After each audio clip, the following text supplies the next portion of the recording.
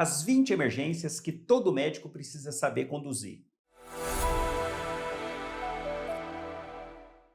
Olá, sou Eric Rune, médico e professor, criador do perfil Médico na Prática, e esse é o quarto de uma série de 10 vídeos de aquecimento para a Semana da Atualização em Emergência. Então você médico e acadêmico de medicina, se ainda não se inscreveu, se inscreve para participar da semana, tem um link aqui na descrição desse vídeo, totalmente online, gratuito, que eu tenho certeza que você vai aproveitar demais, assim como já está aproveitando essa sequência. Caso você não tenha visto os vídeos anteriores, recomendo que ao final desse você volte e assista aos outros 3 vídeos, que tá muito bacana e é uma sequência aqui, ó, de raciocínios, de aquecimento, realmente para chegar na semana da maratona, em que eu vou trazer como você se atualizar e atender com total segurança. Para falar dessas 20 patologias, eu dividi em 2 vídeos, porque senão vai ficar muito grande. Então, nessa primeira parte, eu vou falar das 10 principais emergências, das 10 emergências que todo médico precisa dominar muito bem. Primeira emergência que todo médico precisa dominar: PCR, parada cardiorrespiratória. Essa, sem dúvida alguma, é a principal das emergências, é a emergência das emergências, e a gente tem que estar preparado para receber esse paciente que chega, porque é uma situação, como o próprio nome diz, uma parada cardiorrespiratória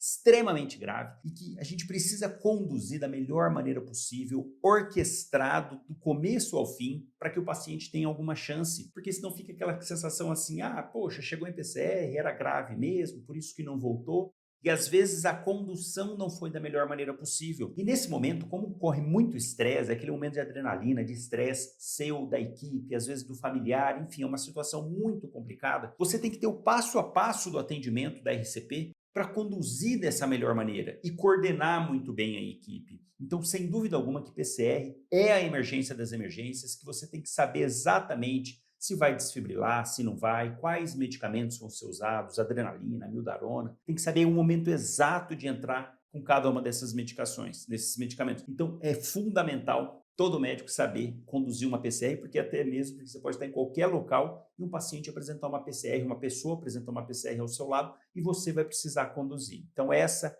é, sem dúvida, a primeira emergência que todo médico precisa dominar. Emergência 2. IAM, infarto agudo do miocárdio. Puxa, infelizmente, com o envelhecimento da população, com os fatores de riscos associados, o que a gente tem mais visto é um aumento da quantidade de IAM. Hoje, IAM junto com o AVC, as doenças cerebrovasculares, são as principais causas de morte no mundo. Então você tem que estar pronto e apto para identificar aquele paciente que chega com dor no peito no pronto atendimento. E aqui já cabe um detalhe, um cuidado a mais que você tem que ter, porque ele pode chegar já com aquela dor clássica, típica, que não gera muita dúvida de que aquilo é um IAM, mas também ele pode chegar com um equivalente anginoso, sudoreico, nauseado, epigastralgia, principalmente naqueles pacientes mais debilitados, mais idosos, e você tem que estar pronto para perceber isso, para seguir o passo a passo, para seguir o protocolo de atendimento de síndrome coronariana aguda, para poder atuar e agir da melhor maneira possível. Porque além do fato de ter uma alta mortalidade, ainda naqueles pacientes em que não vão a óbito, aquele local onde ocorreu morte do miocárdio,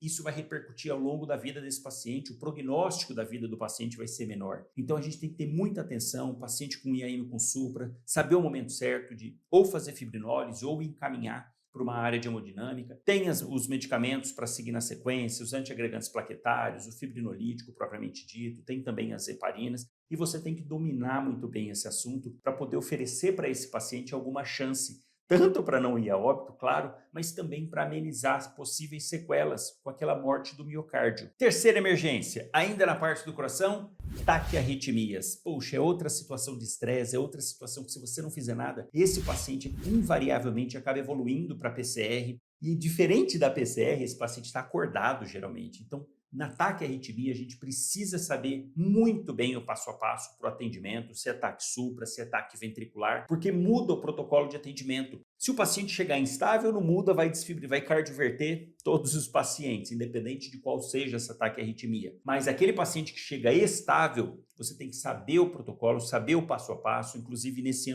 no ano passado, teve uma modificação naqueles casos de taque ventricular com paciente estável, mas de baixo risco anestésico, esse paciente vai para a cardioversão também. Então você tem que estar sempre atualizado, esses assuntos vão mudando de tempos em tempos e a nossa função é justamente saber o que no momento atual tem de melhor para o paciente. E taquiarritmia também não dá para errar Você tem que saber bem essa conduta, porque imagina um coração a 180, 190 batimentos por minuto. E quando a gente fala isso, naquele paciente mais idoso, aquele paciente que já tem aterosclerose, que aquela coronária dele já não fornece uma quantidade adequada de sangue para o próprio coração. Então, quando a gente já pensa nisso, puxa, é um paciente realmente grave, com potencial de gravidade muito grande e que precisa ter esse passo a passo e ter na cabeça certinho para oferecer o melhor para esse paciente que chega com taquiarritmia. Número 4, para fechar as ocorrências cardíacas diretamente, as bradiarritmias. Bradiarritmia é outra situação também que você vai precisar saber atuar toda a sequência do atendimento para esses pacientes. E, na verdade, nem todo paciente com bradicardia tem bradiarritmia. Então, é importante você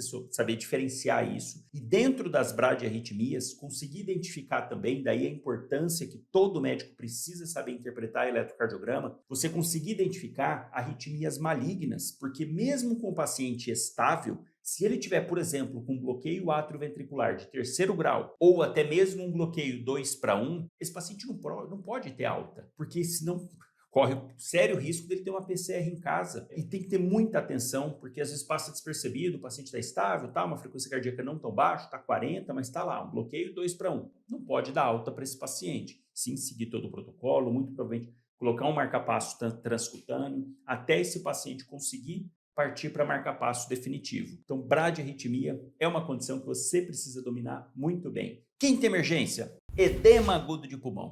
Esse é uma situação de extremo estresse, de extrema importância você agir da forma correta, porque esses pacientes geralmente chegam muito graves e é incrível. Se você segue o passo a passo, se você faz de forma adequada o que deve ser feito, não é sair fazendo diurético para todos os pacientes, né? Vasodilatador depende, às vezes o paciente está hipotenso, não vai adiantar fazer diurético num primeiro momento, você tem que ter muito bem na sua cabeça, associado à insuficiência cardíaca, que é a grande causa na maioria das vezes desses pacientes. Você tem que saber conduzir da melhor maneira, porque é incrível. Esse paciente chega muito grave, muito ruim, você puxa ali tentando, será que eu vou entubar? Não vou, tá mal. De repente você entra com as medidas adequadas, no momento certo, na dose certa, e esse paciente dali 3, 4 horas parece que é outro paciente. Você olha e fala, puxa, nem parece, às vezes você vai passar o plantão para o próximo colega, nem o colega não vai ter a noção de tão grave que esse paciente estava, porque ele vai olhar, poxa, paciente consciente, orientado, conversando, não está dispneico, é outro paciente. Então, edema agudo de pulmão precisa saber conduzir muito bem, porque é uma situação que se você não fizer nada, esse paciente afunda, porque ele já está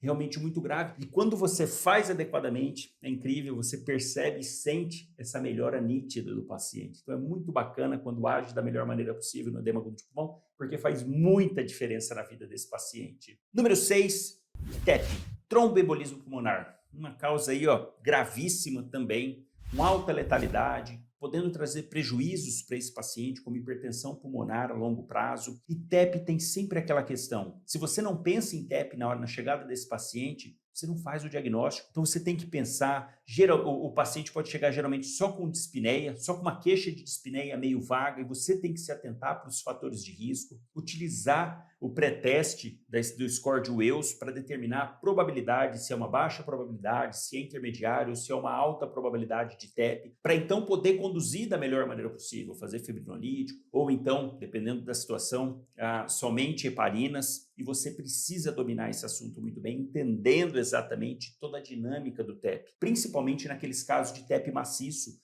com obstrução de mais de 20% da artéria pulmonar, puxa vida, e principalmente se for um ramo principal, todas as repercussões que isso traz para o paciente com falência do ventrículo direito. E você tem que estar apto para isso, porque às vezes o paciente chega muito ruim, você vai precisar fazer um pouquinho de volume, às vezes entrar com dobuta, com noradrenalina, então tem que dominar muito bem esse assunto para poder conduzir da melhor maneira possível o paciente, por isso que entra como a sexta emergência que todo médico precisa dominar. Sétima emergência, emergência hipertensiva. Puxa vida, isso aqui não é aquele paciente que chega com 18, 19 de pressão assintomático, não. É aquele paciente que chega com uma pressão alta, acima de 18/12, notadamente, e que está apresentando lesão de órgão-alvo. Puxa, isso é uma emergência hipertensiva, é o paciente que está tendo um IAM associado a esse pico hipertensivo, está tendo um AVC, uma dissecção aguda de aorta, um edema agudo pulmonar, e nessa situação você tem que estar apto para identificar e para entrar com os medicamentos da maneira correta, ou entrar com nitroprussiato, ou entrar com tridil, fazendo a diluição adequada, dependendo do seu local, se você tiver bomba de infusão, se não tiver, recomendo que use o Tridil, que é mais fácil para usar sem bomba de infusão e microgotas. Nipride, que é nitroprussiato, não dá para usar sem bomba de infusão. Esse paciente geralmente tem que estar numa UTI, tem que estar com pressão arterial média invasiva, um PAM, enfim, mas são condições que você tem que estar apto para identificar e tratar e conduzir esse paciente da melhor maneira possível. Se tiver recurso ou não, mas você sabendo como lidar, você adequa à realidade que você está, os medicamentos que você tem à mão ali naquele local, e se não tiver, vai encaminhar, vai estabilizar esse paciente encaminhando para o local com maior recurso. Mas você precisa dominar muito bem esse assunto, senão você não vai conseguir segurar, entre aspas, esse paciente até ele receber um suporte do CTI ou da UCO na unidade coronariana, ou então ser transferido realmente para uma outra unidade. Oitava emergência, partindo para as infecções.